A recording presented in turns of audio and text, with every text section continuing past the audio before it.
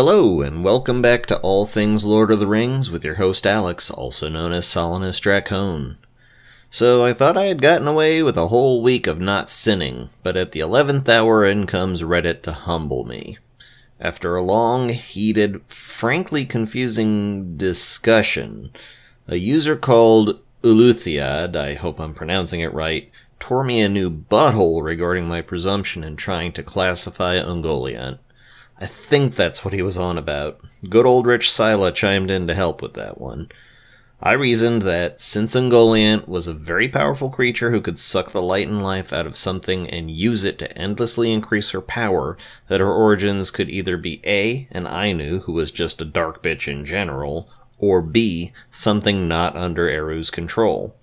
As it's pretty hard to imagine any life upon Arda which wasn't generated by Eru, directly or indirectly through the Valar, then I went with the explanation that she must be an Ainu, because to me it made the most sense. I think I'm going to offend people if I go on trying to draw my own conclusions publicly, so in the future, to keep from being buried under a mountain of salt, if the book says the origins are shrouded in mystery, then that's going to be my line. Folks like their mystery, and as I said long ago in episode 1, things in the Tolkien community are debated with the darkness and fire of a Balrog. So, to the folks on Reddit who have managed to piss off, go ahead on. So, that one out of the way, let's crack on with the story. When last we left off, Laurelin and Telperion, the trees of the sun and the moon, were killed, stabbed by Melkor, sucked dry and poisoned by Ungoliant. Ungoliant then used this surge of power to create a deep, impenetrable darkness that even the Valar couldn't see or move in. I also forgot to point out that from her unholy feast, Ungoliant grew to enormous proportions. Think about the difference between this pick and this one. That is the difference her binge made. Melkor had definitely gotten his revenge on the Valar there, but he had one last little errand in Aman, and on his way off the continent he stopped by Formenos. Finwë stood there against them, alone, being the only one who had the courage to stand up to the darkness. But unfortunately he was killed, and thus was the first blood ever spilled in Aman. Having slain the king of the Noldor, Melkor stole all of the jewels of the Noldor, including the Silmarils, and then made his exit from Aman forever, hauling ass across the sea to go and hole up in Angband.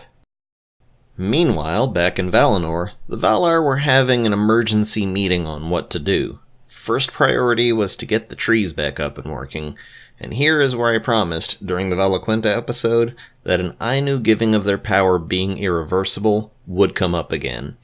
Yavanna asked Feanor if they could have one of the Silmarils, because within those gems were captured the last of the light of the trees.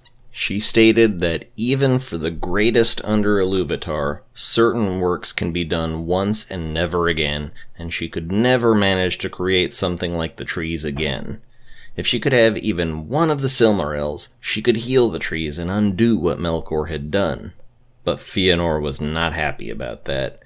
He shot back at her that even the lesser of the creations of Eru could do some things only once as well, and that he could never make such jewels again. They were his life's work and his own magnum opus. If he had to break even one of them, it would break his heart and he would die, and it would be their fault, the first one to die in Aman. Mandos said not the first, and nobody knew what he was talking about because news of Finwë hadn't reached them yet. Anyway, Feanor said that he would not willingly give up even one of the Silmarils, and if they did force it out of him, then they were admitting that they were no better than Melkor. Again, nobody knew yet what had happened at Formenos, except for Mandos because that was his thing. So, thusly Feanor refused to grant the gift of a Silmaril to reawaken the trees, and Nienna went over to Izelohar and wept her tears upon the ground, cleansing away the poisons of Ungoliant. It was about that time that messengers from Formenos came and told Feanor the news, and Feanor stood and raised his hand to Manwë and cursed Melkor, giving him a new name, Morgoth, the black foe of all the world. And from then on, that was the name that Melkor carried, Morgoth Boglir. Feanor then gave the metaphorical middle finger to the Valar and fucked off. Now, this is the beginning of a sharp downward turn for the fate of the Noldor, because even though the Silmarils were already stolen from Formenos, Feanor had still refused them to the Valar. Had he agreed willingly to give at least one, then he might have left on better terms and things might not turn out as dark as they were going to. But the tone was set. To his credit, Feanor was much more upset about his father dying than about losing the Silmarils, but being the passionate person that he was, Feanor still needed something to focus on. What came next was the biggest mistake the Noldor ever made. Feanor was the king now, and he came to Tarion and gathered his people before him. There he swore an oath which his 7 sons swore alongside him, that in the name of Iluvatar they would not rest until they had recovered all 3 Silmarils, and that anyone who stood in their way or refused to help, friend or foe, would be considered their enemy, and the Noldor would make war upon them. Oaths in that setting, of that magnitude, could not be broken. A promise of that power, evoking the name of God, was something that would have to be followed for the rest of their lives. This oath was quite literally unbreakable, and it was the source of horrible, terrible amounts of grief and suffering for years and years down the line. Thankfully, only Feanor and his sons swore that oath, because if all the Noldor swore it, then it would have been a lot worse.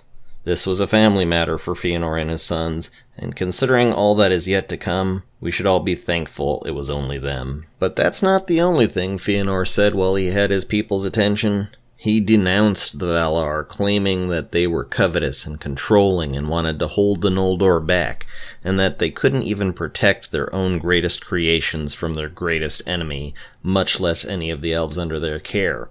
He urged his people to abandon Valinor and make their own destiny from then on out. And because Melkor had already started to sow those seeds of discontent, many of them were on board with it.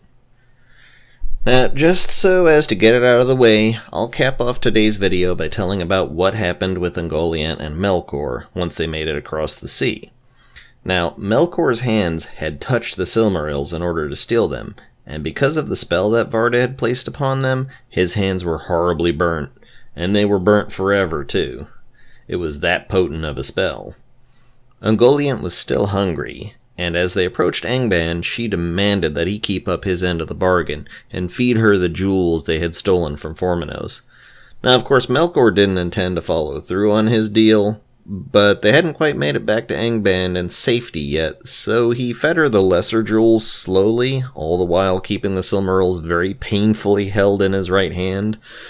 Ungoliant knew they were there, though, and demanded them, but Melkor was having none of it. And so when he refused, Ungoliant attacked him. Melkor gave out a massive scream of pain and anguish, which woke up the Balrogs, hanging out beneath Angband, who flew to his aid all fire and brimstone, and they chased Ungoliant off. She fled into a land called Nan Dungortheb, and bred with the great spiders of that region, who were still much lesser than her, creating the horrible race of spiders to which Shelob belonged. It is said that Ungoliant was her own undoing, when in her endless, eternal hunger, she eventually devoured herself. Well, that's where we're going to cut it here. So much ground to cover. I knew we wouldn't be done with Feanor in only 2 videos. There's so much more to tell. But that's for next week, ladies and gentlemen. I want to thank you all for watching. Once again, I am Alex, also known as Solanus Dracone, and this has been All Things Lord of the Rings. Goodbye.